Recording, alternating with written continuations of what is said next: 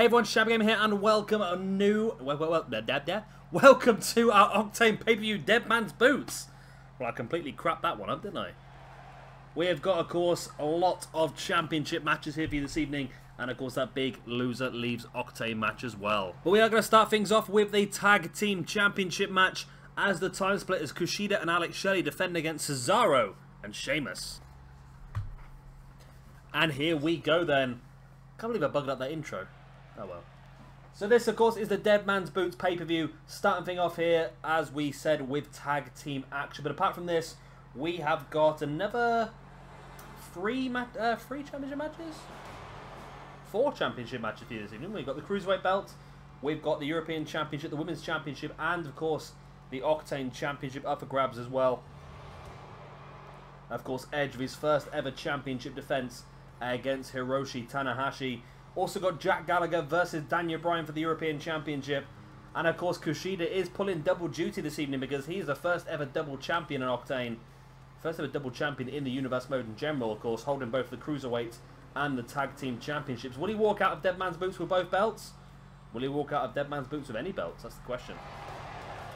So Cesaro and Sheamus have been doing a little bit of singles competition so far. They're both involved in the little European Championship tournament, weren't they? And it never really paid off for them. But here they are now in some tag team action, of course. They got here because they won a #1 contendership match against Enzo and Big Cass a couple of weeks back. And Cesaro and Sheamus are effectively the big men of this roster, aren't they? They are the big muscle men of this roster. This roster's more of a smaller, fast-paced sort of roster, I suppose. It's the way we've sort of gone for it, but of course, Cesaro and Sheamus break the mold a little bit. We need that little bit of extra strength, I think, here and there, just to add a bit more variety to the roster, I suppose. And will Shelley and Kushida be able to do this? Will Kushida be able to walk out of here with any gold around his waist? It's going to be very, very difficult. Taking on the team of Cesaro and Sheamus is going to be very difficult. And then, of course, Kushida later on this evening, a fatal 4-way ladder match for the Cruiserweight Championship as well. Not quite sure what the championship's going to dangle from, because I just realised this arena does not have a roof, but there you go. Tag Team Championships on the line, like I said. That's not a belt. That's not a bad belt, actually, is it? I've made some dodgy ones in the past, but that was not too bad. So here are your challengers, Cesaro and Sheamus. A bit of an odd team, but they seem to be working together for quite some time in WWE, so we'll keep them together for now. And this could be their night, you know. This could just be their night. But of course, these two guys have held these Cruiserweight Championships now for quite some time. Done a very, very good job of it as well. Defeated some pretty strong opposition. Held the belts all the way through Season 2. And a good chunk of Season 1 as well. They really have been a very effective tag team. Defended the belts probably about 3 or 4 times now. But will tonight just be one step too far for them? Referee takes the belts. Will that be the last time that Kushida and Shelley hold them? Cesaro's staring him down, pretty much hoping so. Now, I'm pretty sure, a bit of breaking news here, I'm looking at potentially one more pay-per-view now for, one more pay-per-view for Octane, that's it. And I believe it might be one more pay-per-view for everything, actually. Let me have a quick check, see what I've got down on my...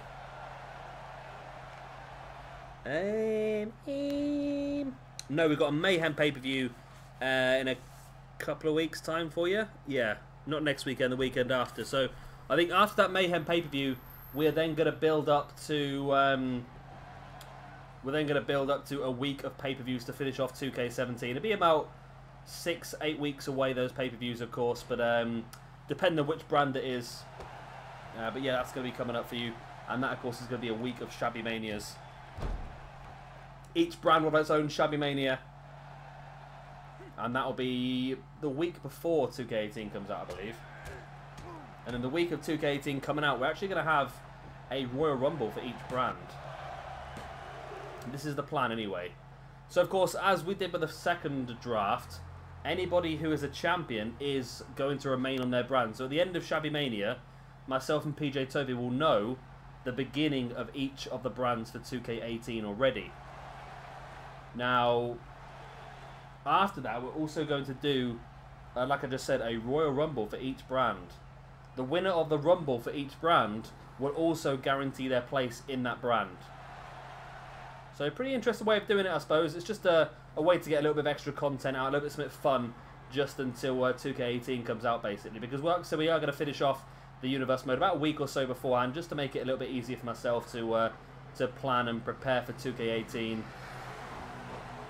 Because there is a good chance that myself and PJ might be doing a draft that very first weekend of the release of the game, which I would be hyped for if we can pull that off. But like I've said in the past, our working schedules are very much the opposite, so it's difficult to get a bit of time here and there. But I'm trying to organise a little bit of holiday to try and get around that. But hopefully we can pull something out, because I'd love to get a draft out that quick, especially considering how many new people we anticipate are going to be on the roster as well. I think it'd be really cool. If we think we're going to get maybe, what was it? Well, the rumor around at the moment is roughly 200 people on the roster, but that's probably going to include DLC as well. So at the moment, I think we're about 140 on at the moment. So that's like an extra 60 people. Now I know there's quite a few people in NXT. There's quite a few people on 205 Live. Quite a few of the British guys as well. What else is there? You also got to think about Legends, of course. Whoever's going to be involved in the Cena showcase mode as well, I suppose. PJ Toe was laughing the other day, and it would possibly be something to happen, but. Remember B Squared? B Squared was the guy who started off with Cena in that tag team, wasn't it? It was Kushida now lining up. Sheamus, who's struggling, drops to a knee, and Kushida stalking Sheamus. And the big kick right to the side of the head of Sheamus by Kushida. And wow, could Kushida pull this off here? He wants this match to be as short as possible because he knows he's got another long one in later on. There's the Kimura lock by Kushida now on Sheamus. Is Sheamus going to tap out, or will he be able to break free from this submission? Cesaro not coming in to help, which is a bit odd. But Sheamus was able to roll free. But how much damage has been done by Kushida? Sheamus falls out the back, and you think how much damage has been done. Another potential arm submission could be enough to finish Sheamus off. And you one count there. Sheamus, I think I went for the pin on Kushida, to be honest with you. I think it was just a case of just trying to slow the pace of the game, slow the pace of the match down, wasn't it? As now Sheamus bringing Cesaro in. And these two guys working well together as a team, Sheamus and Cesaro. It's been a bit of an odd coupling, but it seems to have worked really well, doesn't it? And I like that sort of thing. I like the two enemies come together to become good friends sort of scenario. I like that. I think one of the best things I think I've seen in wrestling all year was the triple threat tag team match between the Revival, DIY, and Authors of Pain. And that sort of point where the Revival and DIY started working together I've got to watch that match. I really enjoyed that match. When DIY and Revival started working together to take on the Authors of Pain, and where, what was it, Ciampa and like Dawson hit a shatter machine, and then Gargano and the other guy, Wilder, hit the DIY finish. It was an amazing match. It really was. I think every NXT takeover has been fantastic, hasn't it? 1, 2...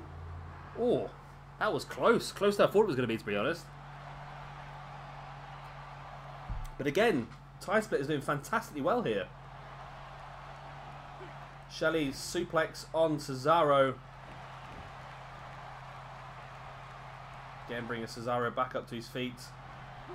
Straight into the turnbuckle. Cesaro fighting Alex Shelley away, then launched him straight up out of nowhere into that very European uppercut. And see Sheamus there completely disregarding Kushida by almost just standing right on top of him in that corner. But I think Sheamus is going to regret that little bit of... So Cesaro is going to regret that little bit of ego there as now Kushida comes back into the ring. And that little arm breaker there by Alex Shelley could be a wise move, because if Kushida could lock a Kimura lock on Cesaro as well, he might just pull this one off. Saito suplex though, folding Kushida in half. Now, as much as I love this tag team of Time Splitters, I sort of would half prefer... Well, I'm going to be honest with you. If Time Splitters lose this match, I honestly would feel like Kushida being taken away from the tag team division would be good for me, because I'd like him to concentrate more on the Cruiserweight division, to be honest. There's the neutralizer. And then maybe we could bring in Chris Sabin to reform the Motor City Machine Guns. We might get that moment right here. 1, 2. No, Alex Shelley was there. Sheamus just could not get there to break that, or to block Shelley off in time. I always get scared. My computer chairs, one of these ones that leans back. And I always end up getting scared when it leans back too far, even though I know it's set to not go back too far. I don't know why I get scared. Oh, wow, look at that. Hurricanrana into a powerbomb there, and Alex Shelley using his mind only there to bring Cesaro back up to his feet. Telekinesis. That's telekinesis, Kyle. And now the sliced bread by Alex Shelley on Cesaro. There's the pin. 1, 2. Sheamus is too slow. And the Time Splitters once again retain the Tag Team Championships. What a tag team these guys are proving to be, I tell you. What a freaking tag team. I've lost my pen and everything. People are bibbing their horns because that's how excited they are. The Time Splitters once again. No matter what I put in front of Time Splitters, they have defended that belt against everybody. It's outstanding, really, how well they've done. How well they've done? How well they've done.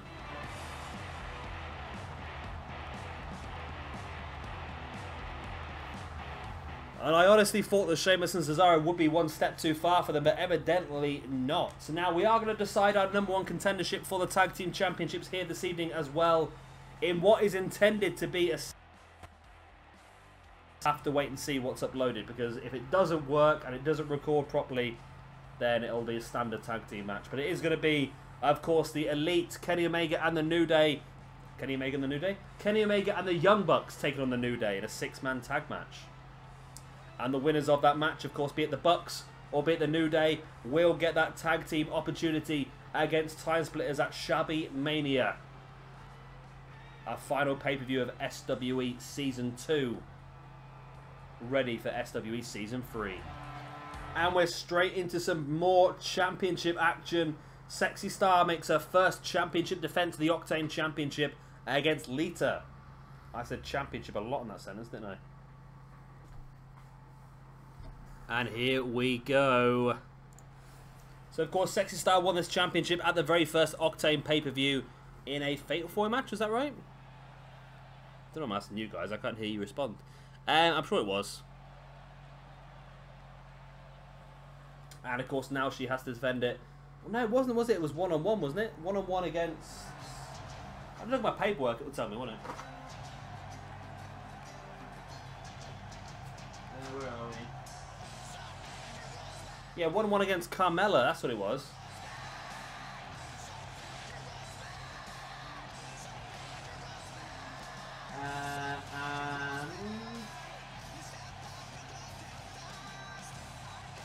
And the Time Splitters defended their tag team championships at the last pay-per-view against the Revival, that's what it was. I seem to recall a bad time on the Revival. I so hope they fix tag team matches in 2K18, I really do. I really, really hope they do. Is there any WWE 2K18 news knocking around at the moment? That's the... I don't understand why it's taken so... I think... Well, they do sometimes... Ooh. Okay. So we now know that Randy Orton's in the game. That's a big surprise, isn't it? So what they've done today, they have released... Well, I say today. I'm recording this a little bit ahead of time. They've released a dev spotlight. And it's a side-by-side comparison of Randy Orton's 2K18 and 2K17 entrances. Oh, there is some more screenshots. Ah, the commentary team are now set up on the ramp rather than round by the ring. Okay. The Universal Championship looks awful, which means it looks quite realistic. And Brock Lesnar looks pretty good as well, actually. I would still like to know some more about the game. I want to know some more about the roster. Who's going to be in it and this, that, and the other. Right. first video. I'm gonna watch the video live now. This is my live response to the entrance of Randy Orton. Okay. Okay, so the camera, the crowd looked pretty good actually, I must admit. The ring steps look very good. I don't know why it's showing the ring steps for. No, the crowd look a little bit better, not amazing. It looks like there's less duplicated characters, I must admit. And the graphics do look very good actually as well. People do look a little bit more realistic, a little bit more alive. Yeah, the Brock Lesnar looks different. I think he looks better. Seth Rollins, I think, definitely looks better, I think. Looks more, yeah, defined and realistic. One thing I'd love to do as well, the clothes to stop looking like they're painted on. Randy Orton looks a lot better. Randy Orton looks 100 times better, actually. 100 times better. It's a massive improvement in Randy Orton. My God, I didn't... Yeah. Looking at the two entrance videos side by side of Orton, he looks a lot more realistic on 2K18. The graphics do look a lot better. He looks a bit more... He looks a bit more like a person rather than a computer-generated sprite. Which I know is a difficult thing to do. His tattoo's a lot more defined as well. He does that. His face is completely different. It looks a lot brighter. It looks pretty good actually. It's not the whole video we're getting here, is it? But it's pretty good actually. I'm quite happy with that. Available the 13th of October early access. That's when I'll be getting that game. I'll be buying the Icon, not the Icon Edition. That's FIFA, isn't it? I'm buying the Icon Edition of FIFA, by the way. I'll be buying the Premium Edition, which gives you the 3 days early access, the pre-order bonus, of course, of Kurt Angle, and of course the pre-order bonus as well of Batista and Rob Van Dam. You have to buy the Deluxe Edition or the Cena Edition to get the RVD and Batista wrestlers on the game, which I will definitely be doing. Okay, that's 2 cores we no longer have to download.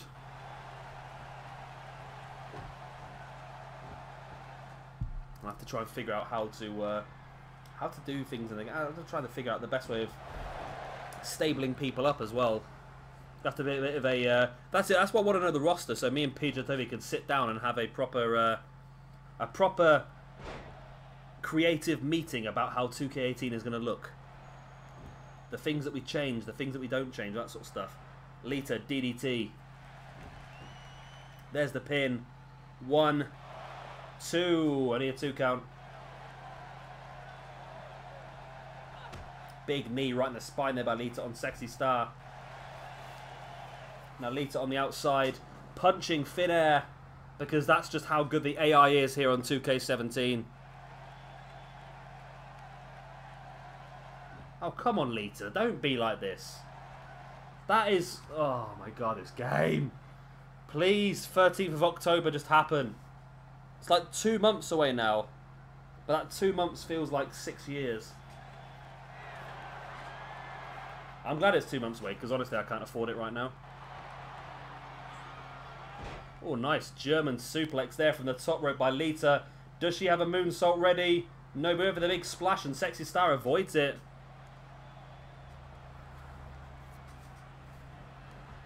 Sexy now sending Lita into the corner. Taking her up top. Oh, lovely Frankensteiner without even touching the turnbuckle. It's incredible agility there by Sexy Star, now bringing Lita up to a standard base. Rolls her through. Big kick right to the side of the head. So, did I be intergender matches coming back on 2K18 as well? The problem is I've seen that many things that I can't remember what's real and what's not.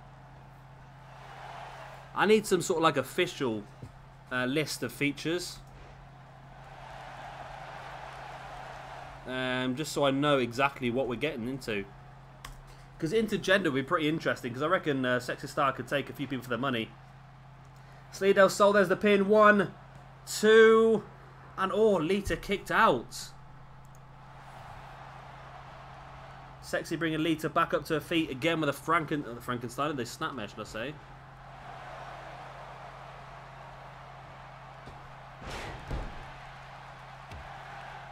What's it say then? Ah, here we go. Creation Suite is deeper. Create a match feature and improvements to create a superstar, create an arena, and create a video. My career, brand new My Career experience incorporates new story and free roaming backstage. Enable my player characters to interact with other WWE superstars to help their narrative. Road to Glory mode debut. In all, a new mode lets player compete against others. That's an online one. There's the moonsault by Lita, and that could be all 1, 2, and 3. And we have a brand new Octane Women's Champion in Lita. New commentary team of Michael Cole, Baron Saxton, and Corey Graves. New graphics engine. Spectacular new lighting. I did say that, didn't I? New lighting. It looked a lot brighter and a lot clearer. Realistic skin and new cameras. Okay. Did I must have... I don't know where I got the other stuff from. I know 8 people in the ring is definitely 1, isn't it? I'm sure 8 people in the ring was 1.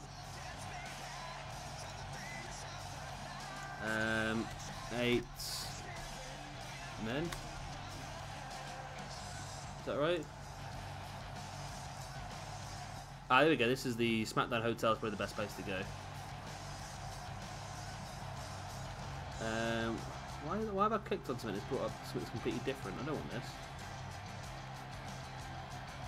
There you go. So Lita, your brand new women's champion. That's interesting, though. It's probably useful for us considering we don't know how early we'll be able to get Sexy Star call-wise, will we, I suppose?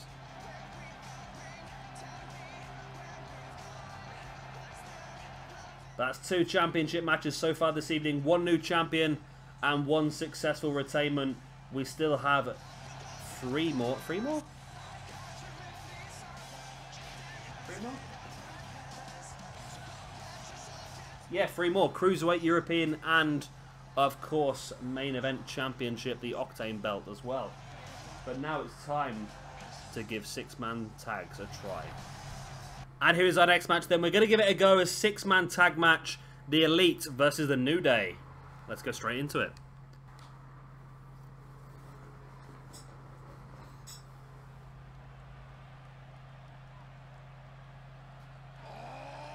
Okay. Okay, right. So while that was loading up, I did find some news from WWE 2K18 on SmackDown Hotel's website. Now, contrary to what was originally reported, there are no intergender matches on 2K18. That was a misquote from somebody. But there is going to be close to 200 superstars. That has been already announced by developers. There's a new story system in Universe Mode that provides more flexibility in how stories play out. The interaction between WWE superstars build up to rivalries and determine how stories unfold. In addition, there are new story cutscenes and new power rankings, and even new superstar goal features to be announced in the future. That'll be interesting. If we can sort of give each superstar a goal in the Universe Mode. It's like your goal is to get yourself out the lower mid card, or your goal is to get yourself a championship, that sort of stuff. That'd be interesting. The Universe Mode has been completely rewritten to support very diverse pay-per-view calendars, meaning it manages WWE's current pay-per-view schedule alongside player-created custom story pay-per-views as well. Okay. My career mode, not really that interested in that. Gameplay. Maximum number of wrestlers in the ring has now been increased to 8.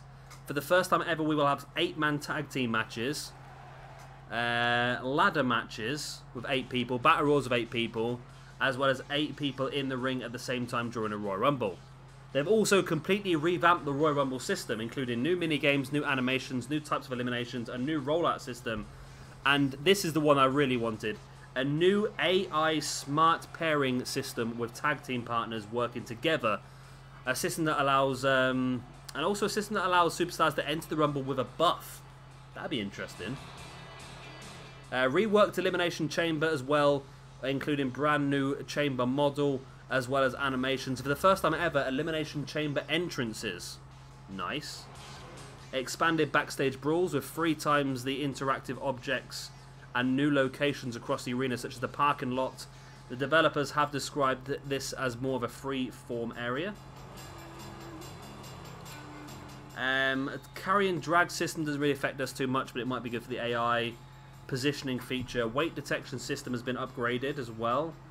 Submission system has been upgraded, and hot tags are being implemented back into tag team matches. And tag team matches have been improved. Now, the fact they've actually put that on the gameplay improvements, the tag team matches have been improved, is definitely a positive thing for me.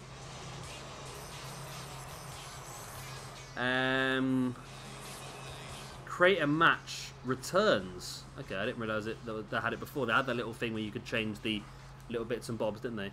Create a match returns in 2K18. This edition lets players create a custom set of rules for a match, save them, and then use them in either a play now or a universe.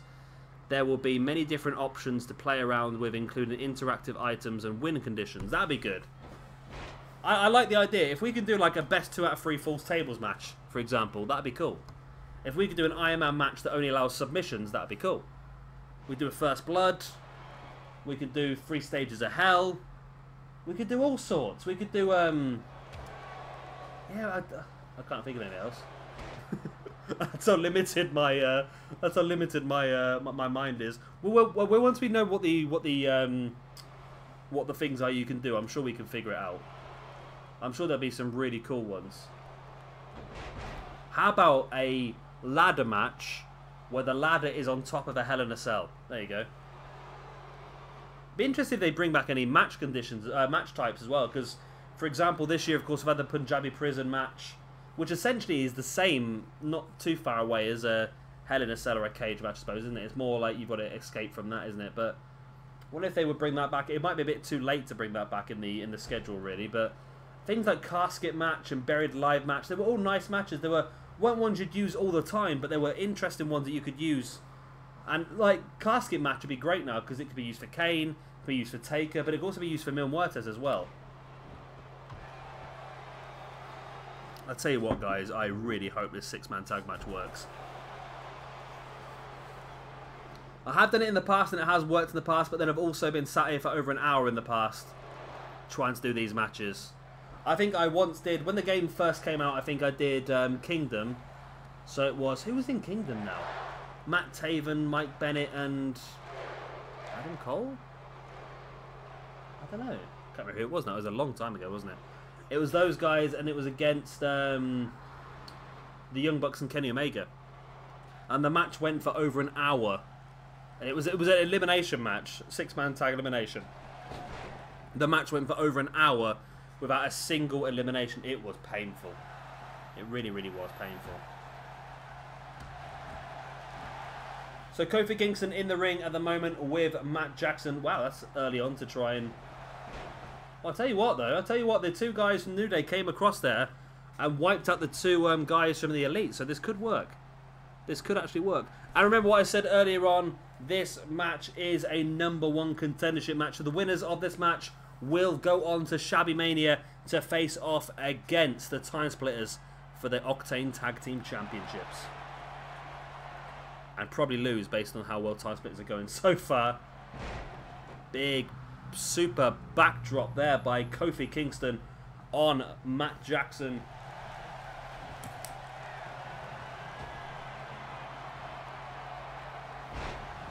Nice boom drop there by... That's boom drop, isn't it? By Kofi Kingston? I've got no idea. To be honest, I don't really watch Kofi Kingston matches. He bores me a bit.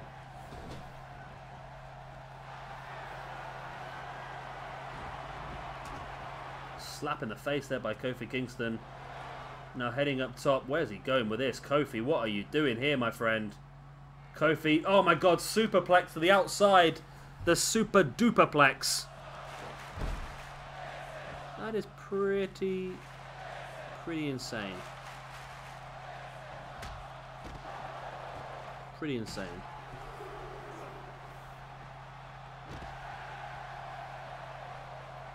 Right, I'm going back to 2K18 quickly. There are a few people confirmed. We know Batista, Brock Lesnar, Finn Balor, John Cena, a retro John Cena, Kevin Owens, Kurt Angle, Randy Orton, Rob Van Dam, Sasha Banks and Seth Rollins are all confirmed. And also, based on the cover trailer We're assuming that Andre the Giant, the Big Boss Man, Bret Hart, Brutus Beefcake, Cactus Jack, Chris Jericho, Diesel, Dusty Rhodes, Edge, Goldberg, Jake Roberts, JBL, Macho Man Randy Savage, Mankind, Papa Shango, Ric Flair, Shawn Michaels, Sting, Stone Cold Steve Austin, Tatanka, Ted DiBiase, The Undertaker, Triple H and The Ultimate Warrior are confirmed as well, based on their things being in the trailer. Now, the one that I'd be very interested there is Ted DiBiase, because of course he's not on this year's game. I think he was on last year's game, but he was a manager. No, he's on this year's game as a manager as well. Why don't they just make him a bloody wrestler? I don't understand this. Oh, we're going to go to the effort of putting him on the game, but we're not going to bother actually making him an actual wrestler. Yeah, we didn't think like that's worth it, really. No, just put him on the bloody game, for God's sake. This is lagging a bit, isn't it? Is it just me? The New Day here just demolishing Matt Jackson. Now, in the ring he goes. Now, I was a bit worried there, because I think we were getting close to a count out there. Matt Jackson catching Kofi Kingston now. Looking for... Oh, wow! Is that called the Awful Waffle? Is that one of Chuck Taylor's finishing maneuvers? And a spear by Matt Jackson as well. And not only the spear, but it's time to start the super kick party. There it is. Ah. Okay. Okay, that's what they used to do in 2K16 and 2K15. They actually came in the ring to take the opponents off the apron before their partner had gone for the tag. Now that's what they should do, I think. A bit more of.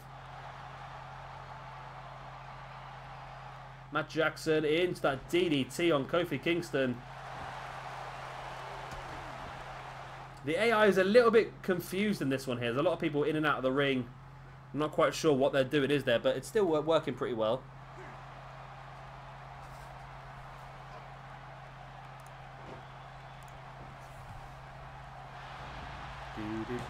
Another pin.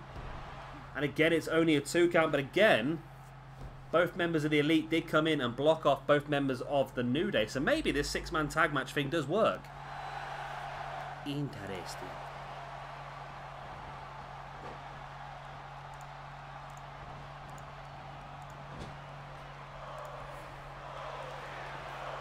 We'll have to wait and see though as time goes on, I suppose.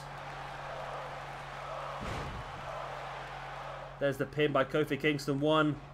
Oh, and Nick Jackson was across there quickly to break it up.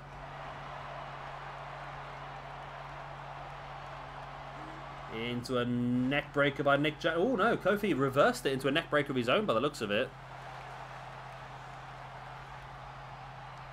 And Kofi now signaling for something. There's the kick. Is that the SOS? Trouble in Paradise? I have no idea. But that might be the Trouble in Paradise, I think. Snap suplex now, Matt Jackson as well.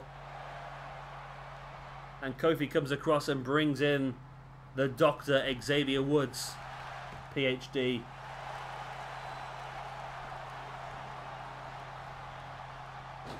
Woods now with a case of Dora right into Matt Jackson. Nick Jackson trying to get involved. The referee's trying to take control of this match. He's lost control for large portions of the match. And there's another spear there by Matt Jackson. And now lining up Xavier Woods. Potentially looking for some more super kick action. There it is. And in come his Elite tag team partners. Taking the members of the New Day off the apron. 1, 2. And no. Xavier Woods kicked out. I think they've actually improved this game mode, you know. So it's been that long since I did it. I think they've actually improved it 2K. And it might actually be working. If it is working, this could open up a whole new avenue in the universe mode. It really could. We'll have to wait and see, I suppose. Woods now sending Matt Jackson to the corner. Went for the forearm, but Woods fighting him away. I think if 6-man tag worked, it would be a great thing, especially on 2K18. If 8-man tag works on 2K18 as well, that would be fantastic, because we're going to have a much bigger roster, and it's just a good way of getting a lot of people on the show at the same time. Woods. Is that the Lost in the Woods? I can't remember what that was called either. It's been a long time since I watched any New Day matches, I must admit. They did get a little bit boring for me.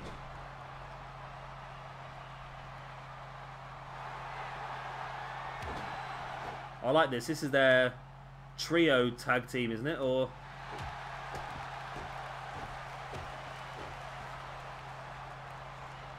yeah, this is their trios tag team maneuver, isn't it? I like this.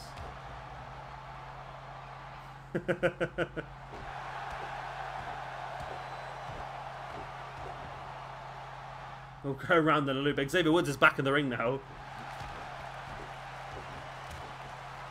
And in comes Kofi again as well. The drop kick into the corner. Damage done there. There's the pin by Kofi. 1, 2. Only a 2 count. But again, the team did a very good job of blocking off their opponent's team. And all of a sudden, this game mode might actually work for us.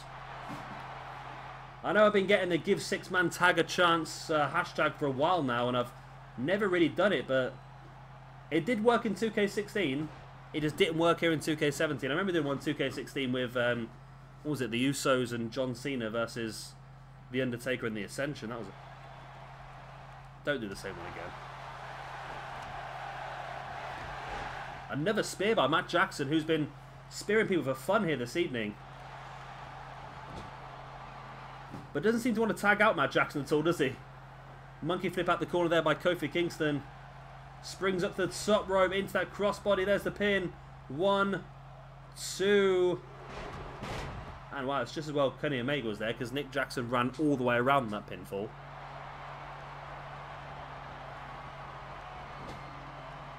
Oh, Kofi caught the referee there. The referee completely no-sells that.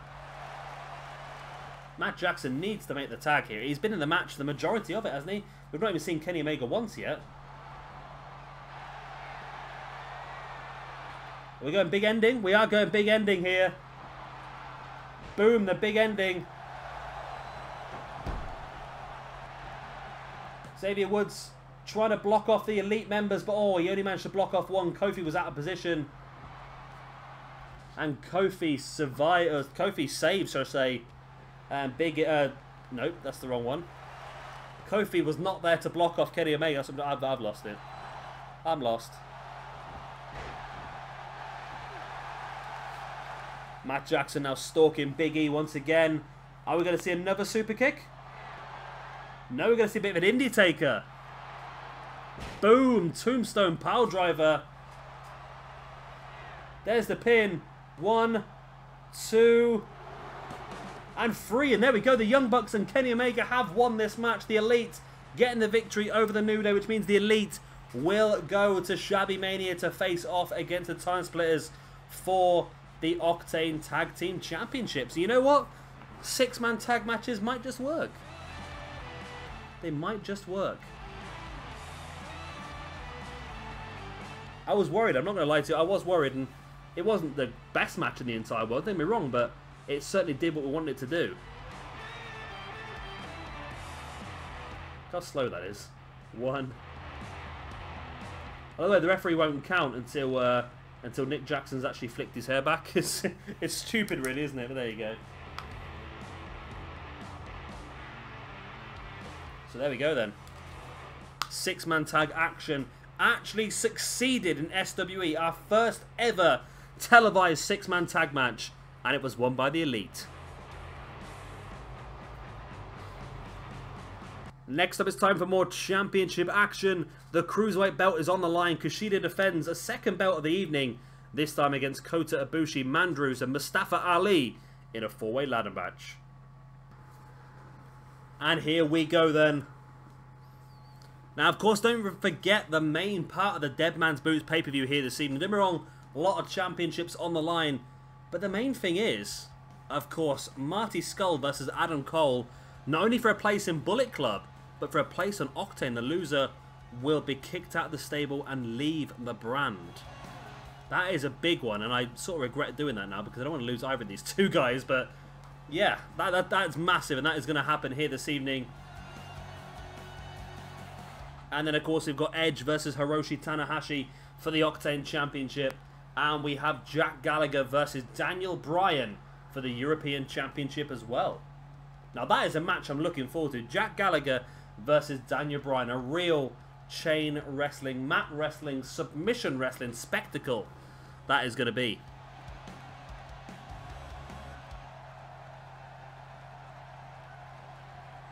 So Mandrews, of course, first man in the ring. Now, of course, we've done this as qualifiers. So Mandrews won a triple threat match, if I don't remember correctly. Yes, he did.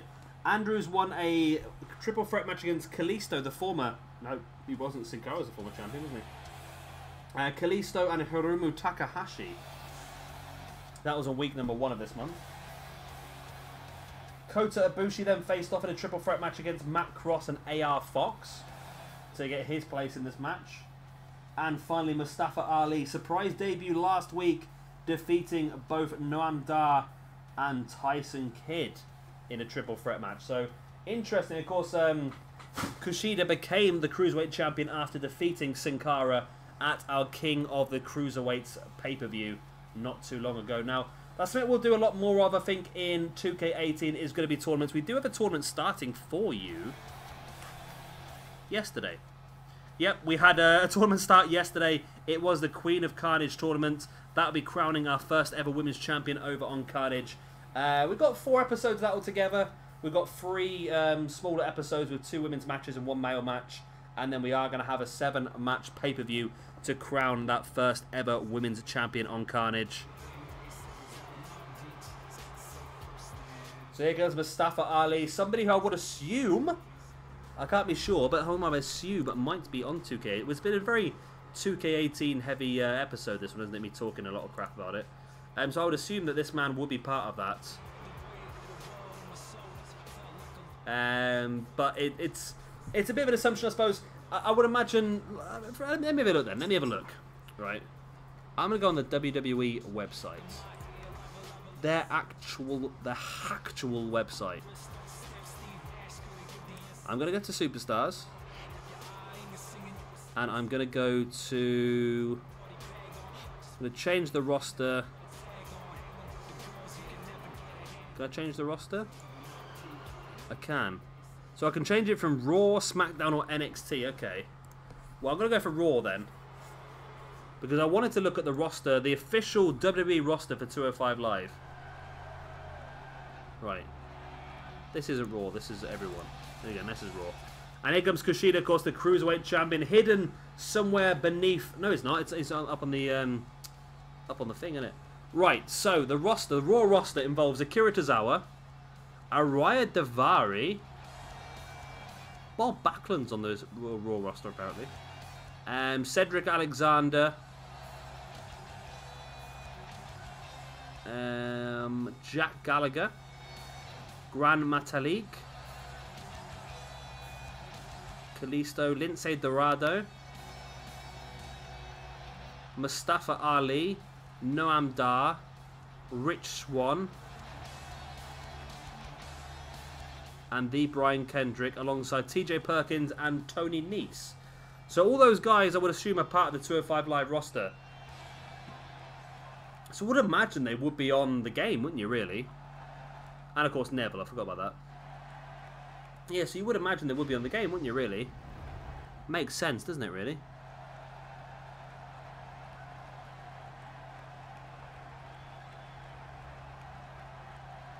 Isn't it amazing? Look at the NXT champions compared to some of the main event champions. It's amazing, isn't it, really?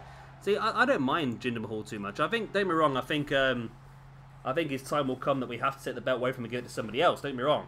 And that could be, I don't know, it could be, ooh, that was bad, that was for whoever that is down there on the floor, Kota Ibushi. He got speared off the apron right back first into the ladder. Yeah, I think, I don't know, I like Nakamura. I feel like, based on that stupid result in last week's SmackDown, where Randy Orton defeated... why are you just stood there? Yeah, where Randy Orton defeated Jinder Mahal in a non-championship match, that, for me, just showed that they'd given up on Jinder Mahal by the looks of it. And I don't know why, because I think he's done a pretty decent job, in fairness. I think he's done what they asked him to do, and he's getting some major, major, major heat, which is an absolute massive bonus as well for them. So yeah, I think ooh, Mustafa Ali. Yeah, I think they might have given up on him. Based on that loss, it's shocking, really, to lose a non-championship match to a guy you've beaten over and over and over again. All they had to do was have him win by cheating. That's all they had to do. But there you go. And as much as I like Shinsuke Nakamura and want to see him win, I don't know if winning his first championship in a match against Jinder Mahal is going to be a major thing. Winning his first belt at SummerSlam would be fantastic, don't get me wrong, but... Ibushi sent Kushida off the top of the ladder, and then Mark Andrews pushing the ladder over, which dropped Ibushi down as well.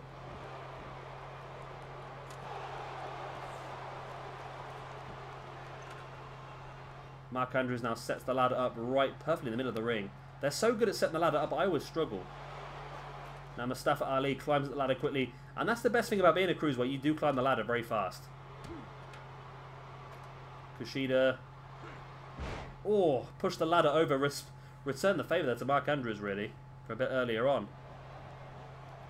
Kushida sending Ibushi over the top rope. Ibushi holds onto the apron, though, and fighting back. Springboard dropkick. Kushida landed, on the ladder, and then he's facing the ladder now, and Ibushi just kicking him in the back of the head. Running kick there in the corner by Mustafa Ali, and a lion salt by Kota Ibushi. Nice spinning heel kick there by Mark Andrews. Mandrews. Yeah, could Mandrews be on the game as well then, really? I want to know so much.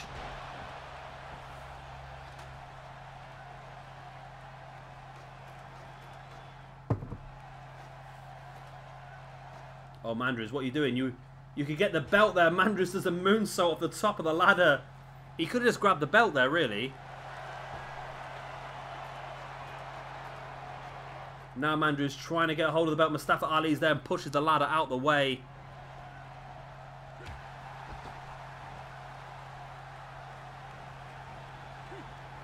It's an interesting idea. This guy here says he's going to form a stable in 2K18 with Kevin Owens, Rusev, Jinder Mahal, Sheamus and Cesaro. That's an interesting, very dominant stable, isn't it?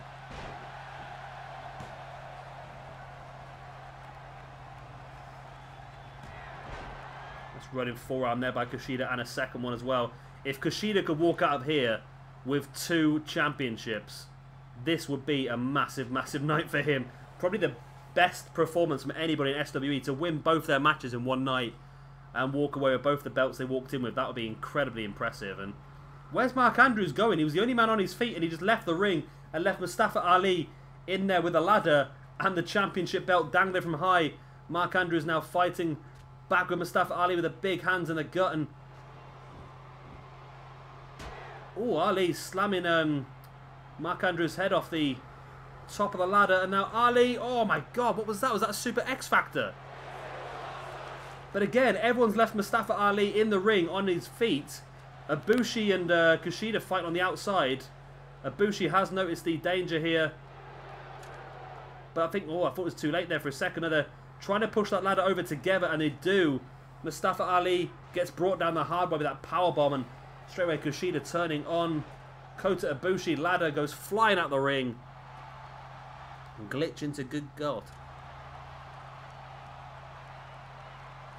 Kushida now grabbing a hold of the ladder. He is the only man up on his feet.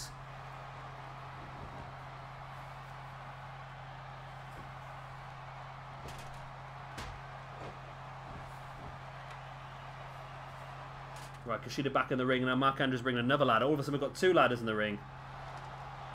And all 4 guys up on their feet for the first time in a while. Oh, but Kota Ibushi made short work of there by Mark Andrews. Lobbing him out the ring. I think Kushida busted open there by Mustafa Ali. Ladder in the face. Now Ali sending Mandrews into the corner. Yeah, Mandrews, yeah. Taunt as much as you want. Star Ali just sent Mandrews face first into that ladder. Now over the top rope as Kota Ibushi gets a hold of the ladder. Oh, Kota Ibushi's wiped 2 men out with the ladder. To the top of the ladder now. He could have this. Ibushi grabs a hold of the belt. Mustafa Ali pushes the ladder over, and Kushida bringing Ibushi down the highway. I'm pretty sure Kushida landed his own back on the ladder there. Kushida, all he's got to do is forearm Mustafa Ali off the... There he goes. Kushida's the only man on his feet. Kushida, get the ladder and go for it, my friend. Kushida opens the ladder. Climbs the ladder. Is the only man up on his feet. Is this going to be a successful retainment of the Cruiserweight Championship? It looks very much that way. Oh no, Mandrews is climbing the ladder. I don't think Kushida's managed to get it unhooked. He hasn't. I was convinced Kushida had this then, you know. Convinced.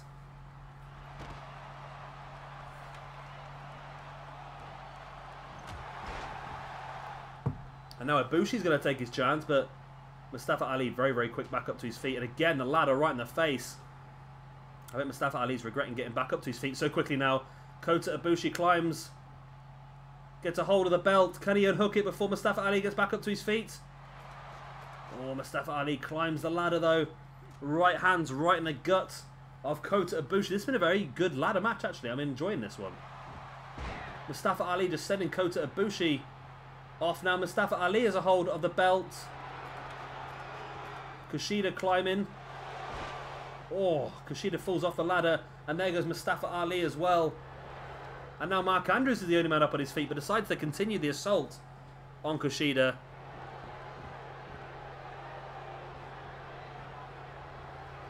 Kushida sending Mandrews over the top.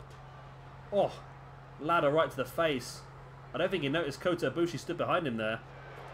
And Ibushi just climbs the ladder that Kushida set up. And now the two Japanese stars at the top. Oh my word, what's he going for here? Superplex off the top of the ladder by Kushida on Kota Ibushi.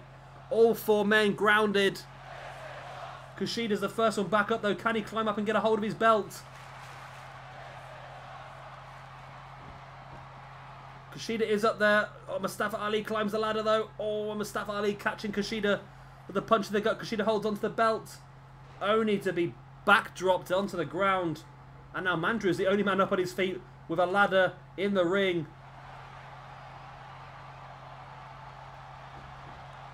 Mandrews setting the ladder up. Mustafa Ali back up on his feet there. Mustafa Ali sending Mandrews to the outside. And now Ali trying to get a hold of the belt. Mandrews needs to hurry up here if he wants to stop Ali. There we go. Catch him with the right hands in the gut. Where's the belt gone?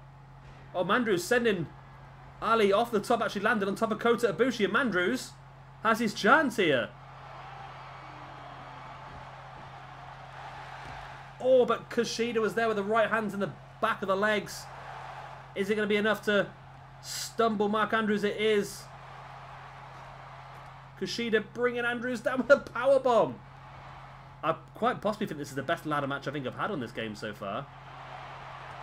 Kota Ibushi. Oh, big dropkick right in the face of Kushida. And now Ibushi's the only man up on his feet. Kota Ibushi, top of the ladder. Oh my god, Ibushi, what are you doing? Ibushi the moonsault off the top of the ladder. He could have won the match. He could have won the match, but still went for that big moonsault. Mustafa Ali sneaking in behind now, and Kushida up on the top of the ladder so quickly. He does not want to walk away here without either of his two belts that he came in with, of course. Kushida superplex once again from the top of the ladder. And Mandrews all of a sudden is the only man stood up. Climb the ladder, Mandrews. Oh, a big kick in the face of Kushida. And then once again, I don't think he wants to climb the ladder yet because he knows that Kushida will probably get straight back up. But and here we go, Mandrews, only man up on his feet. He's done the damage to Kushida as he needed to. And Mandrews here could walk away, the new Cruiserweight champion. Kushida and Ibushi stirring. Oh, but Ibushi knocking the ladder over and a powerbomb. Wow, what a match this has been. This has been such a good ladder match. Ibushi managed to hold on to the apron. I don't think Kushida noticed. Ibushi wresting that ladder away from Kushida. Then a ladder strike right to the back of the head. And we're on right in the chest of Mustafa Ali. Now Kota Ibushi. Everyone else is grounded. He moonsault off the ladder last time. This time he's going to go for the belt. But Mark Andrews is there, pushing the ladder over. And a powerbomb onto the edge of the ladder, right in the corner of the ladder. That was pretty brutal, that was. Mandrews once again setting the ladder up as Mustafa Ali, the back senton, and what the hell just happened to Mark Andrews? I think Mustafa Ali, when he landed that, made the ring shake so much that Mark Andrews fell off the ladder. Pretty embarrassing, eh? Kushida's up the top. Kushida's grabbing a hold of the belt and no one's really paid attention, but Mark Andrews is there. And now Mustafa Ali as well to push that ladder over. Kushida holding on. Oh, and Mustafa Ali drops him right in his spine.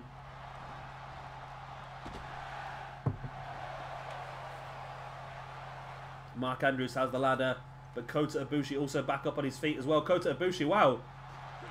Mark Andrews set the ladder up and Kota Ibushi's legged it straight up there.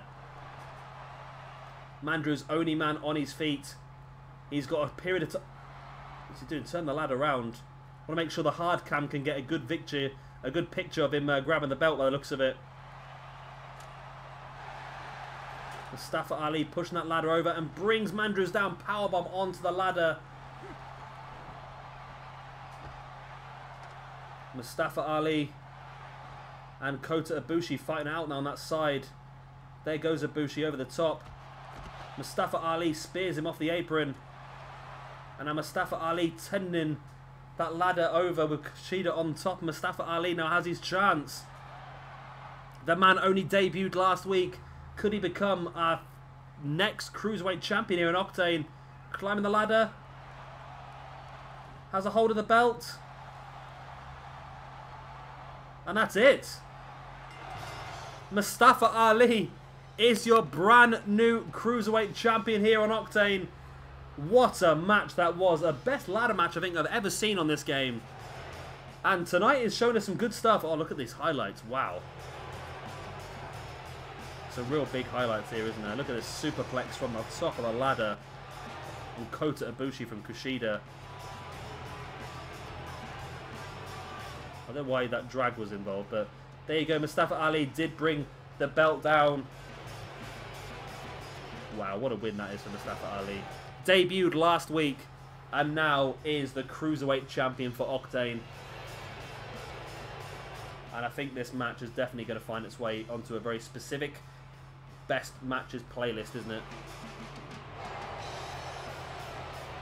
But Mustafa Ali, Cruiserweight champion. Time for a bit of European Championship action as Daniel Bryan challenges Jack Gallagher. And here we go.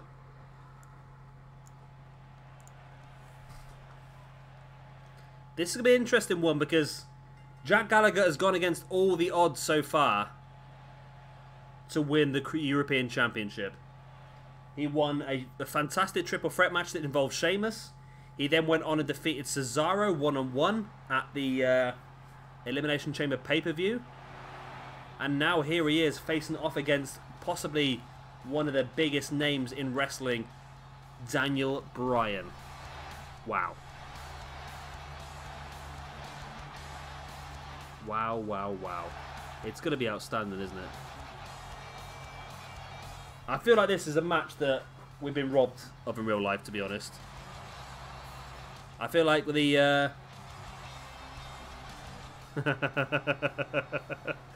Oh, they did not plan that picture up very well, did they? That is really poor, that is. I just popped up on Twitter next to me. It's the first Premier League game of the season. I'm a football fan for American soccer. And tonight, we'll record this on a Friday night. The Friday night just gone. And it is Arsenal versus Leicester. There's a picture on Twitter of two guys stood in front of the stadium saying looking forward to getting 3 points tonight. But in the background, it's got the beginning of the word Arsenal. It's literally got A-R-S-E right above their head. It just says arse right above their heads. That was a poorly placed photograph, wasn't it? There you go. Yeah, this is a match we've very much been sort of stole from us because of course, the health problems that Daniel Bryan has. There's always rumours that Daniel Bryan might come back and that sort of stuff, but I don't know. If you look at the way the WWE are, they don't like to take any risks with this sort of thing. And if you've had so many injuries in the past, doesn't matter if you're cleared to wrestle now, if you've had enough injuries in the past, they won't bother anymore. Just got to look at Corey Graves. Too many concussions, no longer allowed to wrestle, simple as.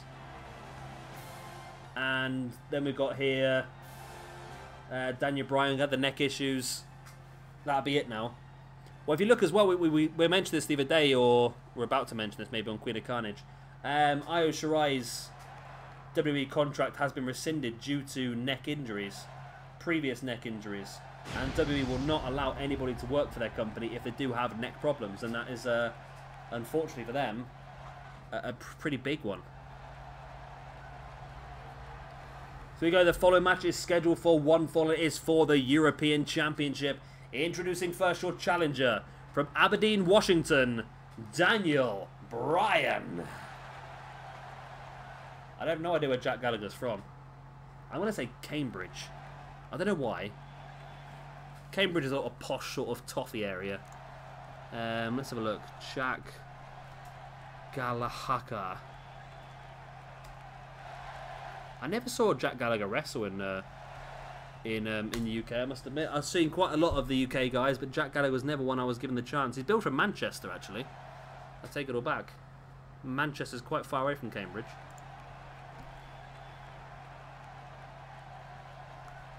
I'm sure he must be on WWE 2K18, surely. I think now that Jack Gallagher is someone who... I think he's got a career for life in WWE now. I think he's such a likeable wrestler that I think he's just going to do so well now.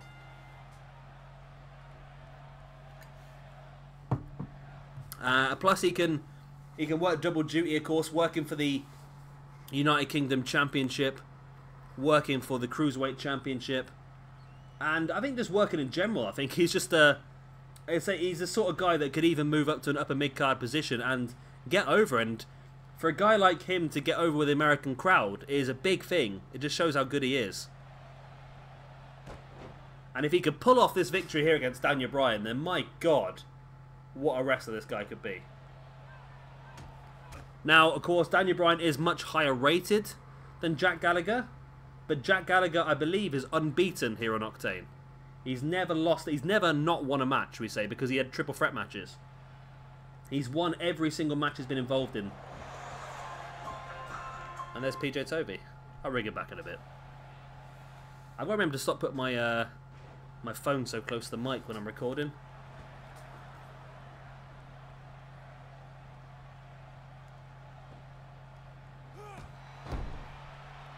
So Bryan is in control at this point in time.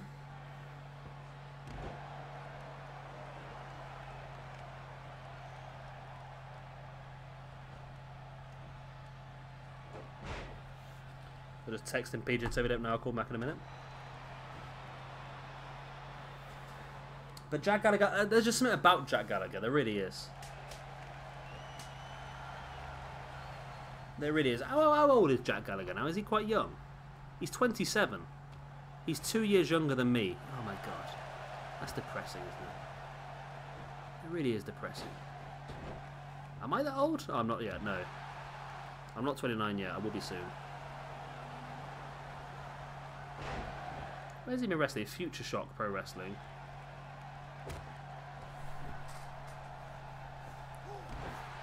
Where else? Grand Pro Wrestling. Not heard of those. Lethal Dose. Oh, is he part of a tag team? Yeah, he was known as Jack Toxic. And he had a tag team partner called Alex Cyanide.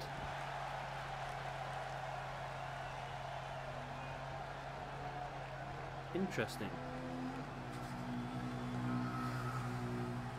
He was age 16. And he debuted as Jack Toxic alongside Alex Cyanide. Also on their team was Danny Hope, I'm not sure who he is, but Chris Travis was on their team as well. They defeated El Ligero, Charity, Faith and Jamal Lewis. Interesting, that was Wigan. His debut at 16, so although he's only 27, he's been wrestling for 11 years. Shows why he's so good at it, I suppose, isn't it?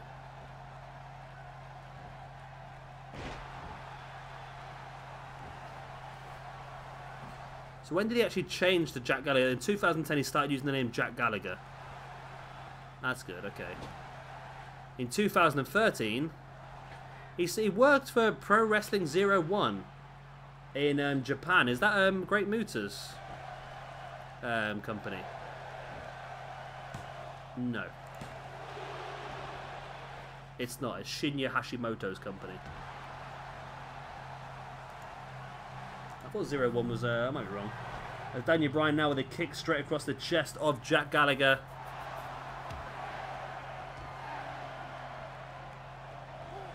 And a big kick right to the back of the head there by Bryan.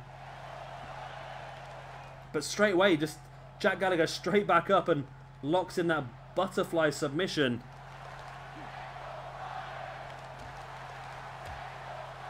Clubbing blow to the back of Daniel Bryan now takes him up high into a suplex. Yeah, I want to see better for Jack Gallagher, you know. Don't get me wrong, I think he's probably very happy with what he's doing, don't get me wrong, but he's working WWE, he can't be any happier, I suppose, but at the same time, I just feel like there's more for him. Oh, wow.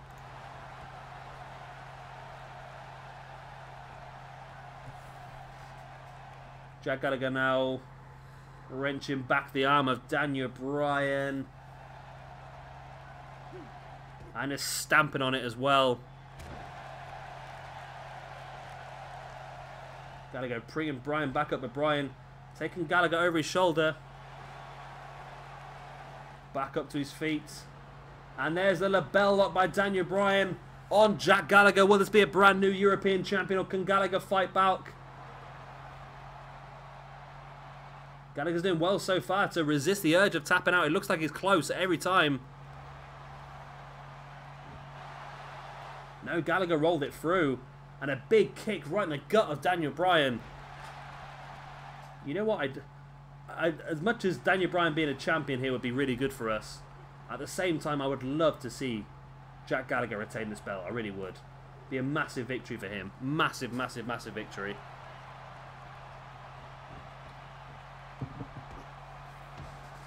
But Gallagher is back in control of the match.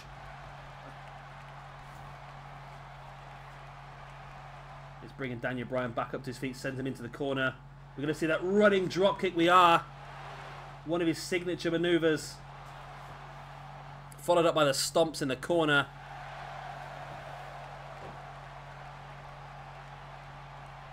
Jack Gallagher once again with a pin. 1, 2. And again, so close to a 3.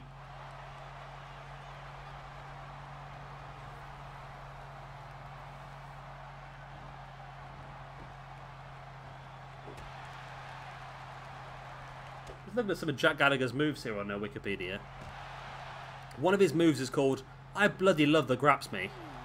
That's one of his moves. Apparently it's an arm-trapped cloverleaf, usually followed by a running soccer kick to the opponent's buttocks. That's a very bizarre, isn't it? Another move called the Lady of the Lake. Oh, again, so close to a 3 count here for Jack Gallagher, in full control of Daniel Bryan here.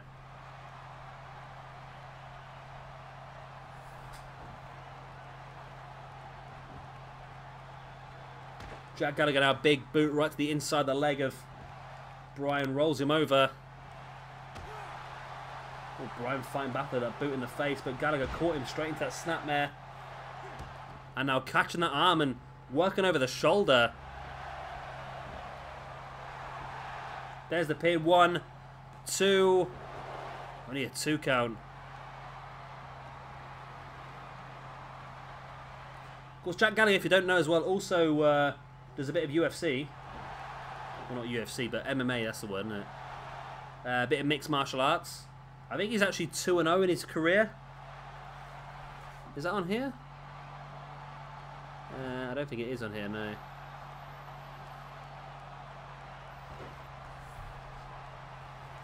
Oh, Daniel Bryan, look at this submission hold.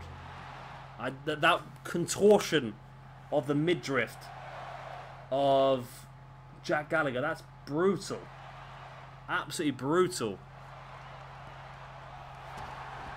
But Gallagher again fighting free. I don't know how he's doing this, really. Nice running dropkick by Gallagher on Daniel Bryan. Up on the middle rope, and Gallagher Look at this kick in the back of Daniel Bryan, but Bryan trying to crawl away, but Gallagher catching him.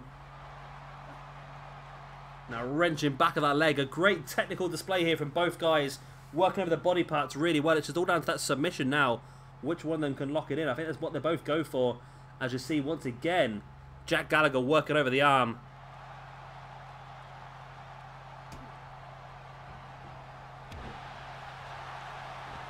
Gallagher now, they're stalking Daniel Bryan. What's he got planned here? Rolls him through. There's that single leg Boston Crab. Is Daniel Bryan going to tap? He does! And Jack Gallagher retains his European Championship. Wow! Jack Gallagher just defeated Daniel Bryan. That is big. That is massive for Jack Gallagher. That really is. I am fully impressed right now.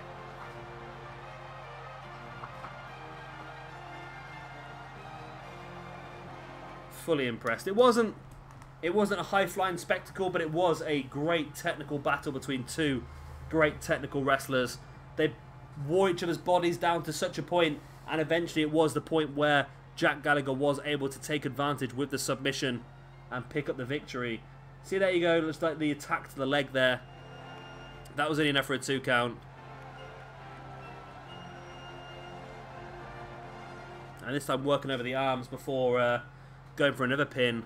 But again, only enough for the 2 count. There you see him rolling Daniel Bryan through into that single leg Boston Crab. And Bryan eventually had to tap out, and there we go. Your winner and still European champion. This man has defeated Sheamus. This man has defeated Cesaro. And this man has now defeated Daniel Bryan. And I'm not going to lie to you, this guy is rated 78 on this game.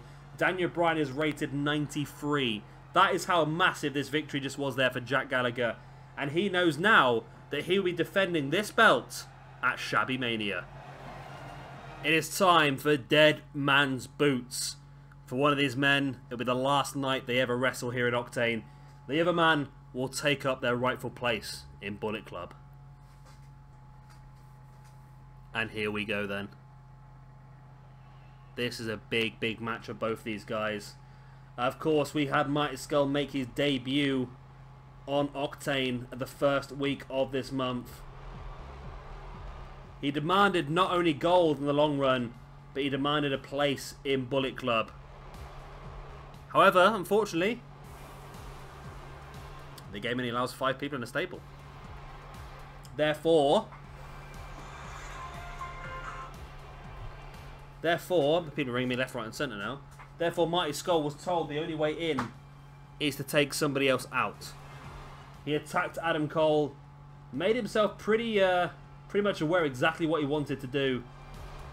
And that's what led to this match here.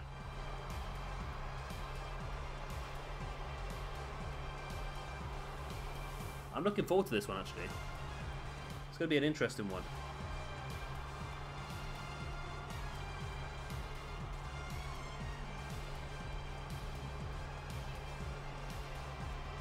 I like this attire, actually. This is secondary attire. When it comes to a pay-per-view, I like to use people's secondary attires for some reason.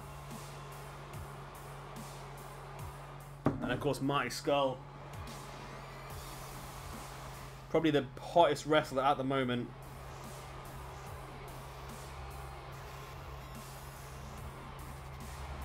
Of course, I think everything he does at the moment just sells out. Like, I was so close last week to buying a Mighty Scurll villain umbrella.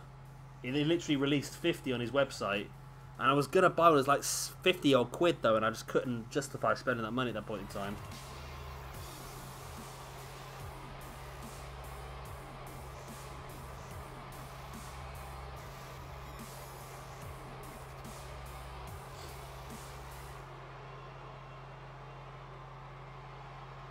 So Adam Cole versus Mighty Scurll. So we're going to have another go at this because we've had a couple of dodgy stints so far. I've seen a couple of double count-outs. I've seen, for some reason, Adam Cole slide out the ring and grab a chair and just attack Mighty Scurll for no reason. So, yeah, it's a bit of a weird one. But we'll see if this time we can get a decent run for. I think at the moment, these two guys, the ring can just not contain him at this point in time. That's how it feels anyway. Suplex there by Adam Cole on Marty Scurll. And Adam Cole is looking pretty good.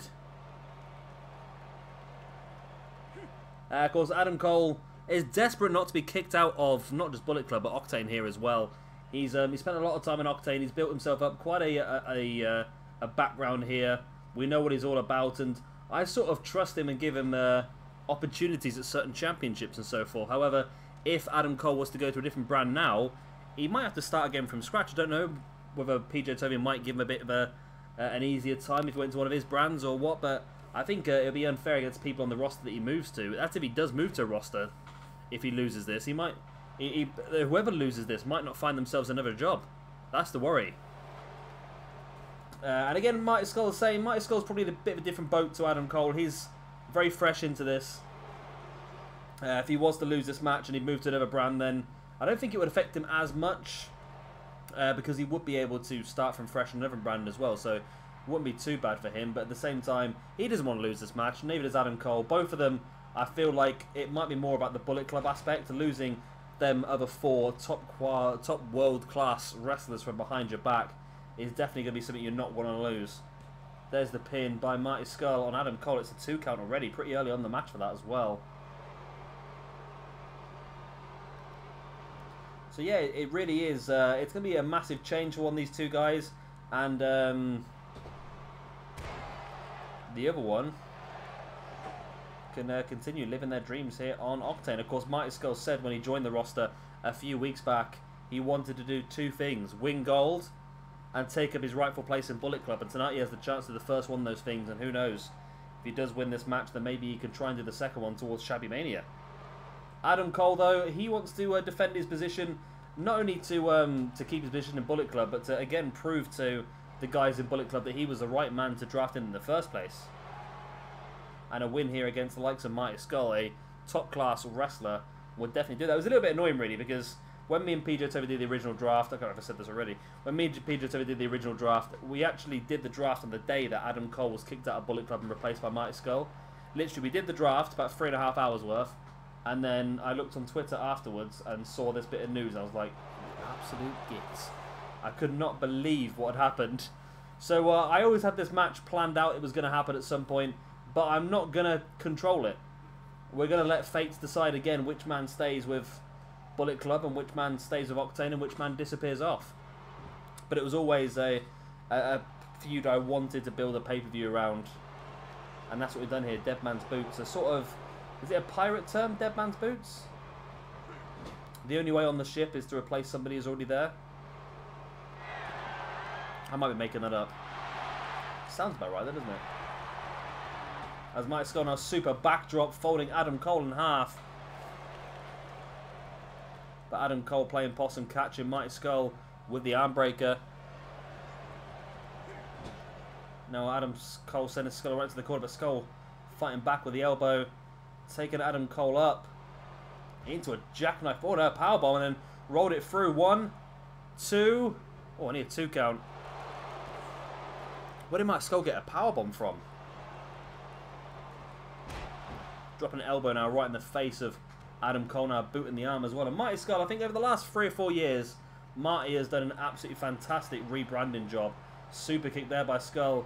Yeah, he's gone from Party Marty, which never really was a gimmick that did him any well, really, and then developing himself into the villain, and it just works so well. He's gone from strength to strength.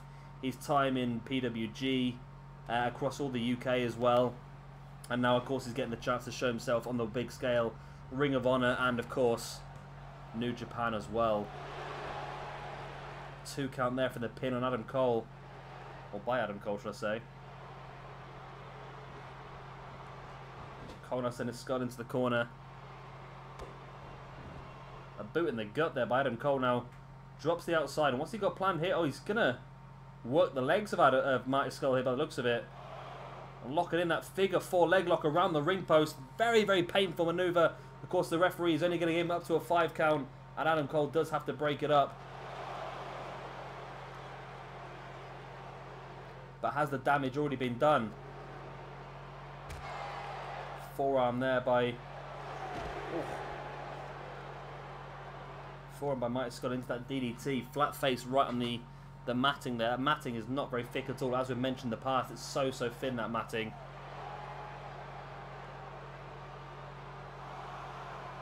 Marty just wrenching back. Really doing a wonder on Adam Cole here. And again, that's just continuing to damage the back and damage the neck, potentially for a chicken wing later on, as both guys make their way back into the ring on a 7 count. Marty now just back away into a corner, just taking a few seconds to relax.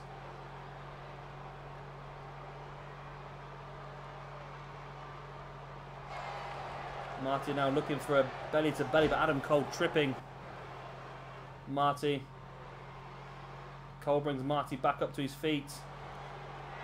Up into that suplex drop right to the top of the head. There's the pin. 1, 2, and Marty Scurll kicks out emphatically still.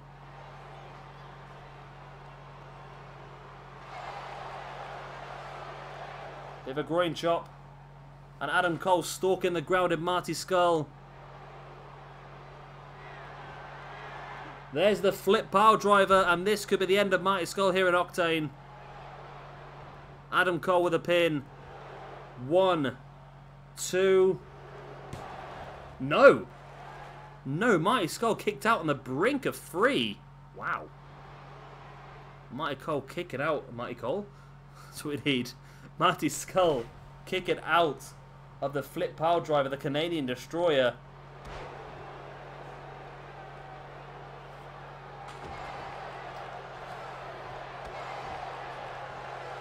Adam Cole now bringing Scurll back up to his feet once again.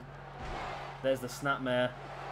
I can't believe Marty Scurll actually kicked out of that, but it makes you wonder, doesn't it, if he has the resilience to kick out of that, how much further Marty Scurll can go, and can he turn this one around in the long term?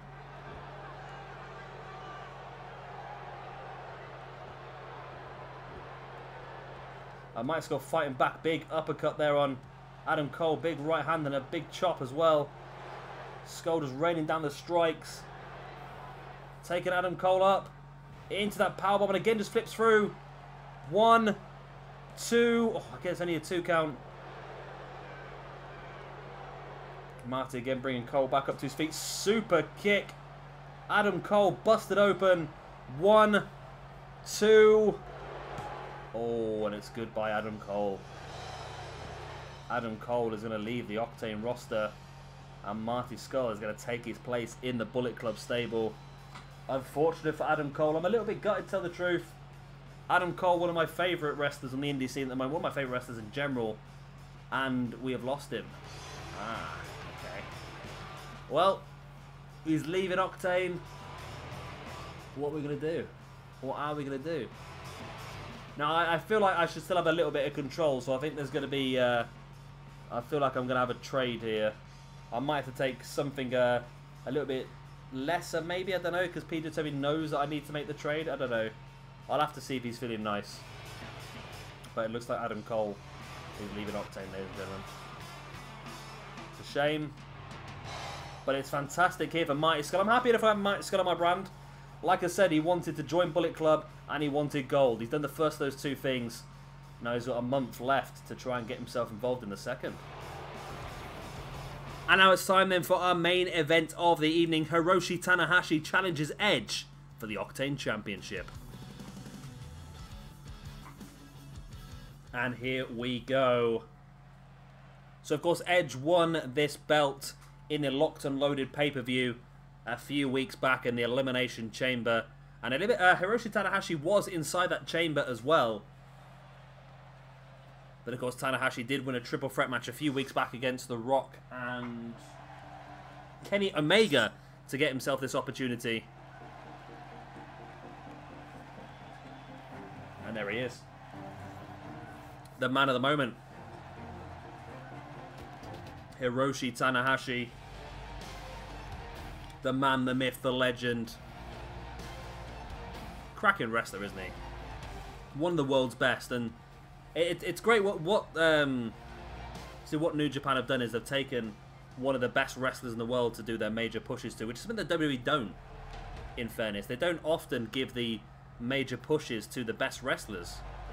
Now, I'm not saying they don't do it at all, but just in history, you look at some of the people that have had the biggest pushes in the history, and they're not necessarily the best in-ring competitors, are they? And the fact that the whole Daniel Bryan situation had to be forced by the crowd for WWE to actually do anything with it.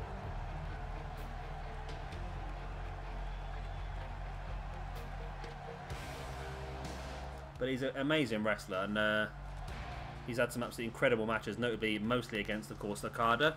Okada and Tanahashi working together has been incredible over the years. You can't deny how you can't deny how good those two guys are in the ring together. But it gives us a chance, this SW Universe mode, to split those two guys up and try them up against different people. Of course, seeing Tanahashi versus The Rock is not a situation anyone ever thought they'd ever see, I suppose, is it? It'd be amazing if The Rock came back for a one-off appearance at New Japan. I don't think the sort of thing New Japan would do, because I don't think The Rock's the sort of guy they'd normally go for. But there's no reason why not. On this day, I see clearly. I do like Edge's music. One of my favourite entrance musics, I think, of all time in WWE. And Edge has a chance here to defend the championship for the very first time, of course. This is the Octane Championship only came into existence at the beginning of this Season 2 of the Universe mode. It's been won by somebody, but we've never seen it defended. This is the first championship defense. And can Edge become the first person to successfully defend it? Or can Hiroshi Tanahashi become the second ever Octane Champion? We are about to find out right now.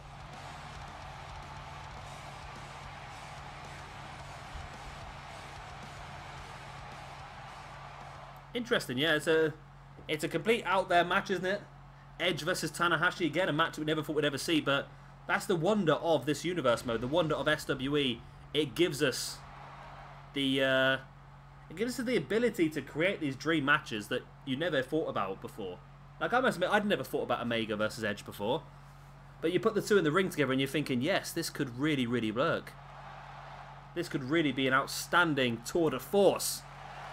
This could be a match that I want to see on SWE's top match playlist. And Edge looks like he needs to poo, though, first, to be honest. He's struggling to hold it in.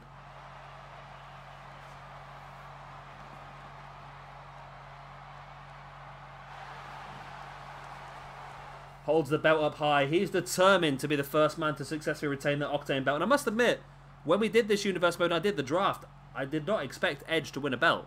I'm not being harsh on Edge. I just didn't expect him to win the Throwdown Championship, in all fairness. And he's done very, very well to get as far as he has.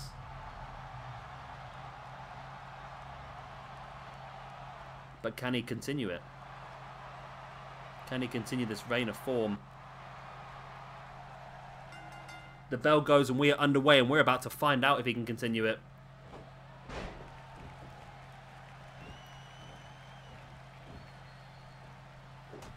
Big uppercut there by Edge on Tanahashi. Now Edge taking Tanahashi up into a suplex. And a big elbow drop right in the spine as well. Edge boot on the back of the head of Tanahashi. Trying to bring Tanahashi back up, but Tanahashi just tripping Edge over. And again, another match where it looks like both guys have really done a lot of research on each other. And seem to know each other's tactics quite well. And it could be a little bit of a cagey match. We might even see people trying to pull out things you'd never seen them pull out before, just to try and surprise their opponent. Or they could just double bluff and go for their normal tactics just to try and confuse me even more. You know what I mean? Edge stalking the ground with Tanahashi, who makes it back up to a standing base, only to get caught with a double axe handle. Big kick right in the gut of Tanahashi. Now Edge slamming Tanahashi face first into the mat. There's the pin. 1, 2. Oh, only a 2 count, but pretty early to get a 2 count, to be honest. Edge went for the dropkick. Tanahashi rolls free. Tanahashi now catching Edge in that spinning neckbreaker. Of course, Tanahashi likes to use the frog splash as a finisher maneuver. And of course, he does hold that out the dragon sleeper hold as a signature as well. Will we get a chance to see over those two moves here this evening? If we do, then Tanahashi could be well on his way to becoming your second ever Octane champion.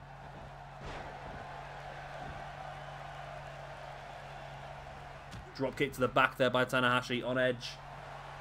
He's on Edge. Edge now bringing Tanahashi up into the arm breaker. Into the far corner now.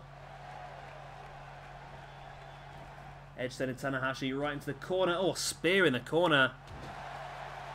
Of course, not quite as effective as Edge's normal spear, but still pretty strong nonetheless. And there's a leg drop. Now, of course, from what we told you earlier on as well, there's only one more pay-per-view coming for this brand. And the winner of this match will, of course, be guaranteed the main event of Season 3's finale pay-per-view for this brand. Of course, Shabby Mania. And that's going to be every single brand is going to finish on a Shabby Mania.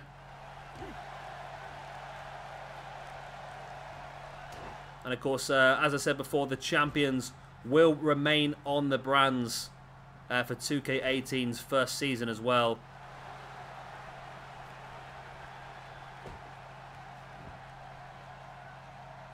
So it's quite important for people like, maybe not Tanahashi, but some of the lower carders. Some of the people you wouldn't necessarily expect to get the belts. Tanahashi, I think, will be on our 2K18 season no matter what happens, but there's other people you look at and think, we're not sure if you're going to be there or not. And the only way to guarantee it is really be a champion, I suppose, and prove to us that you deserve to be there. Tanahashi rolling Edge over. There's the pin. 1, 2. Only a 2 count. Tanahashi drop kick to the back of Edge. And Tanahashi up on the corner now, just taunting the crowd. It's not the best idea. You need to be paying attention to your opponent as Edge starts to stir. And there you go. Tanahashi's going to get cost here for that. Running bulldog by Edge. Tanahashi rolling out the way and sending Edge over the top rope. Tanahashi looks like he's going to bring him back in the hard way with a suplex, which Tanahashi follows up with a back senton as well. And Tanahashi heading up top. We're going to see a frog splash? No, we're going to see a Phoenix senton. And Tanahashi in firm control. Are we going to see a brand new Octane champion to cap off an amazing pay-per-view here? Or not, as Edge is back up now. Edge showing Tanahashi what I've been saying over and over again. Pay attention to the man you're fighting. Don't keep trying to act up to the crowd, because it's going to affect you. Tanahashi, big right hand right in the gut of Edge. Now around the side of the face of Tanahashi. There's the dragon suplex, his signature maneuver. There's the pin. 1, 2. Only a 2 count. Tanahashi dropping an elbow right in the spine now as well.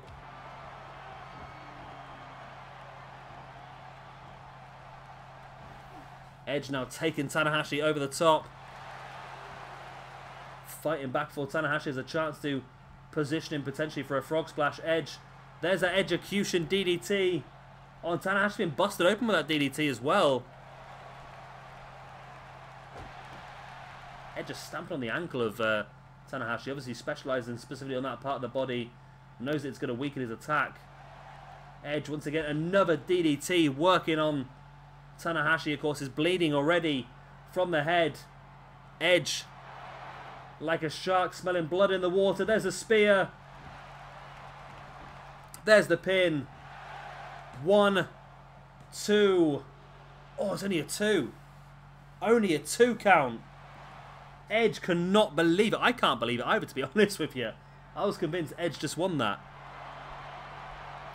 Edge up top.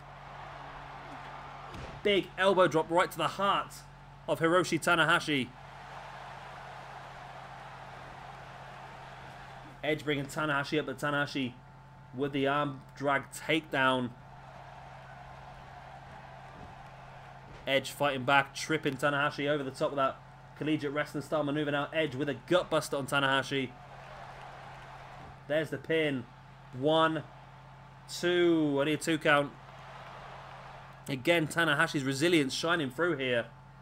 Edge can't believe it. He thought he had it won on several occasions here now.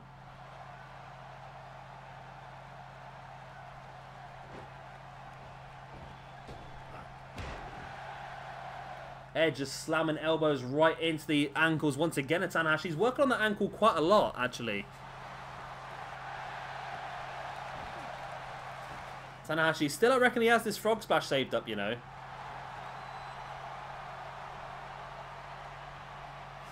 Tanahashi taking Edge up into a package Michinoku driver. Hooks the leg for the pin. 2. Oh, still only a 2.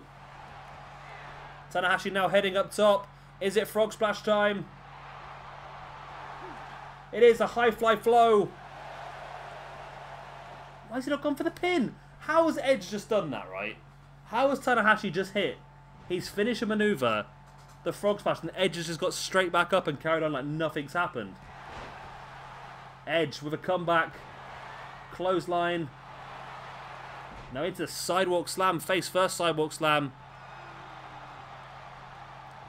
Edge bringing Tanahashi back up. Wrenching him down. There's the pin. 1, 2. Oh, and again, it's so close.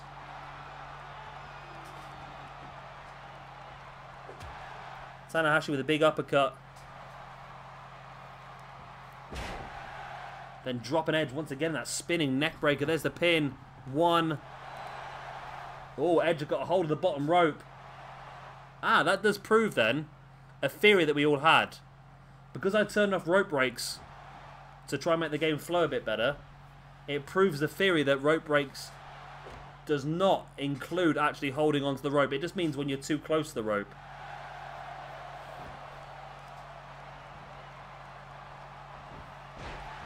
Edge tripping Tanahashi over. Just drags him into the middle of the ring.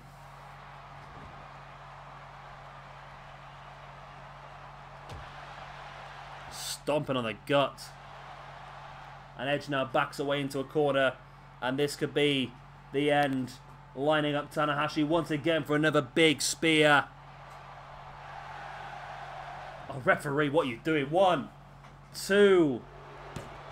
Oh, referee, you just screwed Edge there. The referee has just screwed Edge. The referee screwed Edge something chronic there. Just stood there doing absolutely bugger all while Edge locked in the pin. And I feel so sorry for Edge there as he gets caught with a sling blade. But Tanahashi up top now, instead of going for the pin or going for another maneuver, you're quite late in the match. Just go for it, man. And there you go, look, it's cost Tanahashi now.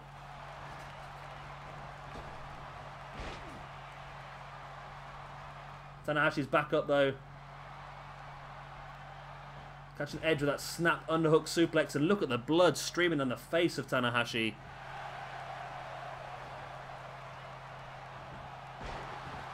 Edge just tripping Tanahashi over. But Tanahashi playing possum, catching Edge with the arm drag. And now into a suplex once again. Has Tanahashi got another frog splash maybe? He's going up to the... Again, he's just taunting. It's just such a risky game. Every time Tanahashi's done this, he's got caught out. But this time, Edge looks to be in serious trouble. And now Tanahashi does decide to go up top. But Edge crawling out the way, knowing that the frog splash could potentially be coming. But Tanahashi went for a frog splash crossbody and completely missed it. Edge, oh, big knee strike right to the face of Tanahashi. Edge dropping an elbow right into the inside of the knee as well.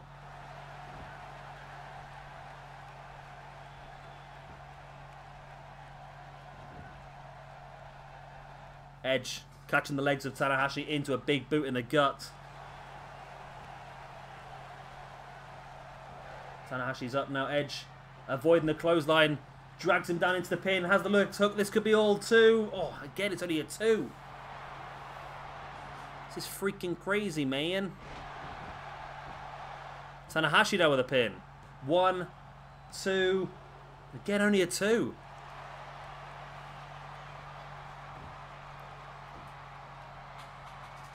Edge now fighting his way out of this submission. Very weak submission, I must admit, from Tanahashi. Edge sending Tanahashi into the corner. What has Edge got planned now? Edge bringing Tanahashi away from the corner into that neck breaker. And I think Edge is struggling a bit now.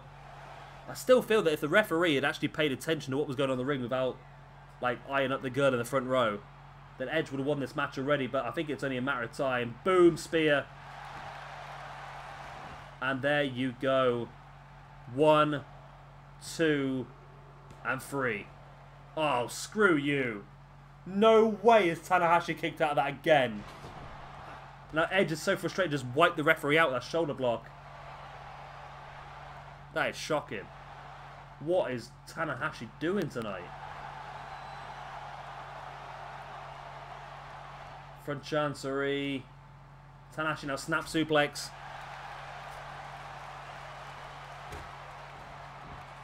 And Tanahashi continues the assault on Edge, and I don't know what Edge needs to do to win. Same with Tanahashi, really. But this could be it. Hooks the arms, dragon suplex. Referee again so slow to get down. We've got a brand new champion, ladies and gentlemen. Brand new Octane champion. It just happened. It is going down here tonight. What a match. Back and forth, back and forth, back and forth. I was convinced Edge had this match won on 2 or 3 occasions. But eventually it was Tanahashi who walks away with the gold. Wow. What a freaking match. What a freaking match indeed. Insane. And there it was. And that was the 2 count earlier on. This was the spear by Edge. That was the 3rd spear. But this was what it... Tanahashi's dragon suplex. Locked in. 2nd time in the match. And that was enough for the 1, the 2, and the 3. And it's a great win here then for Hiroshi Tanahashi, but... Oh! The night is not over! Somebody... I didn't want to announce it until the next episode of Octane, but Mr. Money in the Bank, Drew McIntyre, is cashing in against Hiroshi Tanahashi. So here we go then, 2nd championship match of the evening. Now this wasn't something I was going to have to announce pretty soon anyway, the new signing to Octane. Oh!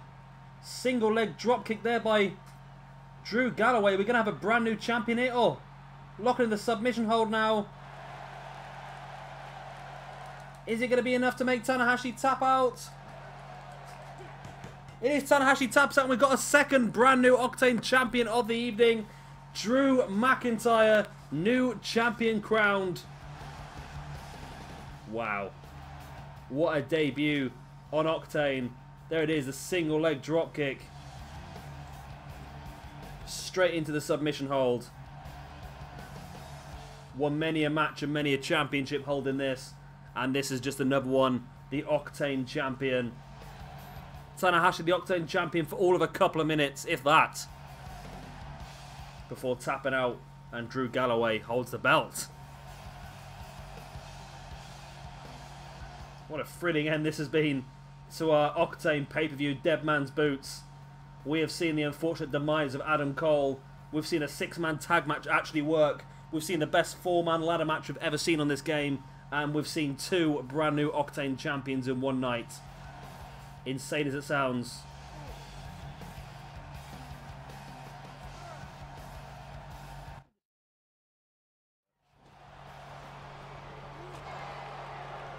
Why is Scott Dawson out here? I just don't... It just perplexes me why... Why? Just why? Dawson just ran straight past Tanahashi, just completely wiping out the knee now of Drew McIntyre, and again, just completely working across the knee now and McIntyre tapping out as well. And it's a strange and twisted match, this one, isn't it? What a weird night this has been. But this is the end of our episode, the end of our video, and I don't quite understand what is going on now. We've seen 2 brand new champions, and then Scott Dawson comes out and completely destroys Drew McIntyre, who's just won the I don't know. I don't even know. But that's the end of this episode of Deadman's Boots. I hope you have enjoyed it. Of course, if you have, like and subscribe. And I think, just like me, you're going to have to tune in Octane to figure out what the bloody hell's going on here tonight. I've been Shabby Gamer. Thank you very much for watching. See you all next time. Bye.